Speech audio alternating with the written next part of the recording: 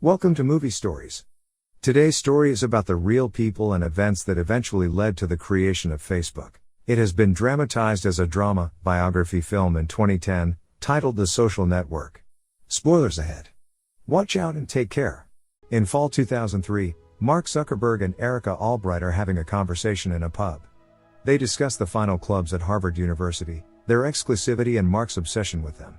He looks down on Erica, saying that if he gets into a final club, she'll meet people she normally wouldn't have the opportunity to, because she goes to a less prestigious institute, Boston University. She feels insulted and breaks up with him. Mark goes home and drunkenly posts about Erica, degrading her on his blog. He hacks into the Facebook of 7 different houses at Harvard, which includes images and details about students. He downloads their pictures and sets up a website called FaceMash, where people get to vote between 2 girls on the basis of their attractiveness. Meanwhile, the Phoenix Club, a posh and ostentatious final club of Harvard, has its first party of the fall semester. Eduardo Saverin, who is Mark's friend, comes over to his place and asks if he's alright because he read about his breakup on his blog. Mark's concerned with getting the algorithm from Eduardo which will make FaceMash's website work.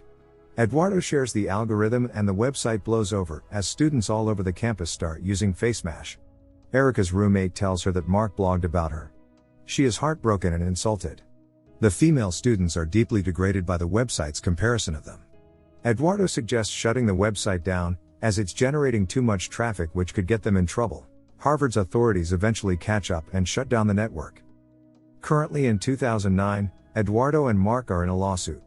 Erica's testimony is used against Mark and he is frustrated. It is revealed that FaceMash made 22,000 hits in 2 hours that night. Back in 2003, Cameron and Tyler Winklevoss are Harvard students who find out about a sophomore who hacked into the details of students from 7 different houses and created a website, crashing Harvard's network with 22,000 page requests in one night. In 2008, the Winklevoss twins are in a lawsuit with Mark. Back in 2003, an administrative board hearing is held in which Mark is accused of several offenses such as intentionally breaching security, violating copyrights, violating individual privacy by creating FaceMash, etc. He is also charged with violation of university policy on distribution of digitized images. This lands Mark 6 months of academic probation. The Winklevoss twins interact with Mark and take him to their final club, the Porcellian. Mark meets Divya Narendra, a close friend of the Winklevoss twins. The trio discusses their ideas with Mark about creating a website called Harvard Connection which will be exclusively for Harvard students to connect. They require a good programmer for its creation and they want Mark to work with them. Mark agrees to work with them. During the lawsuit meeting, Mark says he doesn't remember what he said to them when he was asked to work with the Winklevoss twins and Divya. He is asked when did he share the idea of Facebook with Eduardo, to which he says he told him at a party. At the party, Eduardo tells Mark that he has been approached by the Phoenix Club, the club Mark really wanted to get into. Mark shares the idea of building a social site that takes the experience of college online. He needs financial support and asks Eduardo to invest $1,000. The profit will be split, Mark will get 70% and Eduardo will get 30%. Mark makes him the CFO.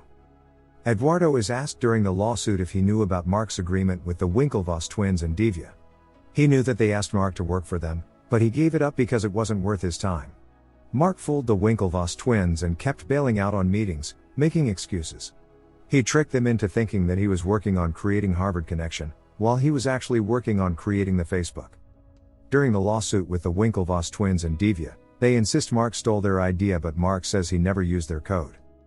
In 2004, Mark is in class, Dustin Moskovitz asks him advice about a girl he's interested in. Mark runs back to his apartment to add the feature of relationship status to the Facebook.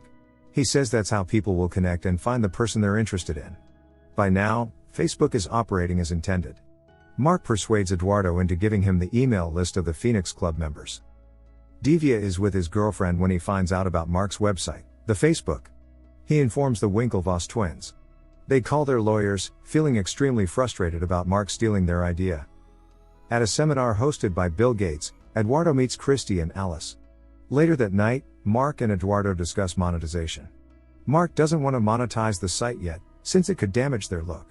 While conversing, Eduardo finds a cease and desist letter from the Winklevoss twins addressed to Mark about intellectual property theft and freaks out about it. It is revealed during the lawsuit meeting that Mark led on the Winklevoss twins and Divya for 6 weeks, though he doesn't admit it. Mark and Eduardo go to a club and have fun with Christy and Alice. Mark sees Erica over there and tries to talk to her. Their discussion gets heated as Erica slams him for shaming her on the internet. Later, Mark wants to expand to Yale and Columbia. Eduardo suggests expanding to Stanford too. Divya and the Winklevoss twins discuss how Mark will be violating federal law if he expands the network to other states. They realize he's also violating Harvard's law, as the Harvard Student Handbook says one student can't steal from another student. The twins plan to meet the president of the university. A Californian entrepreneur, Sean Parker, is in the process of checking his email when he finds out about the Facebook and is intrigued by it. The Winklevoss twins meet Harvard's president. He doesn't take their issue regarding intellectual property theft seriously and simply suggests that they find a new project to work on. He says they won't get special treatment because of their social status. Eduardo and Mark go to New York during spring break for business meetings. Eduardo takes the meetings seriously, while Mark exhibits non-seriousness. He is only excited about the last meeting, which is with Sean Parker. Eduardo is nervous about the meeting and doesn't want to work with Sean as he doesn't have enough credibility and his reputation isn't spotless. Sean comes in late. Eduardo, when asked during the lawsuit meeting, recalls that Sean told them about his ventures, which included a music company called Napster that ended in bankruptcy and Rolodex, out of which he got thrown out by Case Equity. He backed up Mark regarding no monetization on the Facebook, clearly making Eduardo dislike him even more. Sean said that their company could have the potential to make it to $1 billion and that he wanted Mark to come to California. Before leaving, he told them to drop the and call it only Facebook. In a lawsuit meeting, they discussed that in 2004, the shares were 65% for Mark, 30% for Eduardo, and 5% for Dustin. Eduardo is asked if he ever did anything to jeopardize the company. He gets mad and embarrassed as he recalls the time he was asked to have a chicken with him at all times by the Phoenix Club. This ended up being used against him as animal cruelty in the Harvard Crimson. Mark didn't want this incident to affect business negatively. Mark needs more money. Eduardo agrees and says that more servers will be helpful. Mark actually means he's hiring new interns and getting a rented house in California, hence he requires money. Eduardo doesn't agree, but Mark is dead set on going to California for the summer. Eduardo gives up arguing with him. They hit 150,000 members. Eduardo finds a couple of students working on hacking while Mark is supervising them, making sure only the best are chosen as interns. He informs Mark that he opened a bank account with $18,000. A hacker finishes first and Mark welcomes him to Facebook. Eduardo says he gave the money to be a team player. The plan was that he'd generate advertiser interest in New York while Mark, Dustin, and the interns would work in California. In reality, Mark and the rest of the group party in California. Mark finds out Sean resides across the street after their zip line breaks and he comes to check in on them. Sean finds out that Eduardo didn't come with Mark. While at a club, Sean and Mark discuss business. Sean says he'll put Facebook on 2 continents. After hearing that Sean doesn't have a place to stay, Mark says he can live with him and the rest of the group. The Winklevoss twins are participating in the Henley Royal Regatta. They end up losing and are extremely upset. To add to their worries, they find out Facebook is accessible in Cambridge, Oxford and London School of Economics. The twins and Divya agree to sue Mark in federal court. In California, Sean is on the phone when Eduardo shows up, drenched in the rain. Mark was supposed to pick him up at the airport an hour ago, but he didn't come as he was asleep after coding for several hours. Eduardo finds out Sean arranged a meeting with Peter Thiel and is not happy about it. He and Mark talk alone and it is revealed that Eduardo quit his summer internship on the first day and Christy has been giving him a tough time.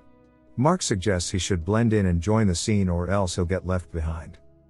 Out of anger, Eduardo freezes the bank account he made for Facebook. The meeting with Peter Thiel is successful as Mark and Sean get a $500,000 investment for Facebook. Eduardo is alone in his apartment as Christy shows up and fights with him. Mark calls and confronts Eduardo about freezing the bank account and jeopardizing Facebook, reminding him that it can't crash because it's not like the other websites. Meanwhile, Christy sets a fire in his apartment. Eduardo frantically puts the fire out as he tells Mark on the phone that he froze the account to get his attention. Mark tells him about the Peter Thiel investment being successful and asks him to come to San Francisco as soon as possible. Eduardo says he's coming. He meets the company's lawyers and he signs the papers. His shares have gone up to 34.4%. During the lawsuit meeting, it is revealed that Eduardo didn't realize he was signing his death certificate. He said Mark mentioned that he wouldn't be coming back for a semester and told him to come back at the end of the year for the party Peter Thiel would be throwing when they hit 1 million members. In late November, Eduardo gets an email from Mark about the millionth member party and about how they need to have a business meeting because of Mark and Sean playing a stunt and getting case equity to make them an investment offer that's hard to turn down. Eduardo visits the new offices of Facebook in California. He is left feeling absolutely shocked and mad as he finds out his shares have been diluted down to 0.03%. He feels betrayed and angrily tells Mark that he'll come back for every single thing. After Eduardo leaves, Sean and Mark celebrate as they hit 1 million members. Sean is partying with a couple of interns, talking about Facebook incessantly with them. They are sniffing some flower while the police show up. The situation gets messy as there is an underage intern involved. Mark comes to realize that Sean isn't trustworthy after all. Marilyn Delpy, a junior lawyer for the defense, and Mark talk. She tells him that there will eventually be a settlement agreement and he'll have to pay more because the jury won't support him considering the bitterness of past events and his attitude in general. She leaves and Mark is left alone.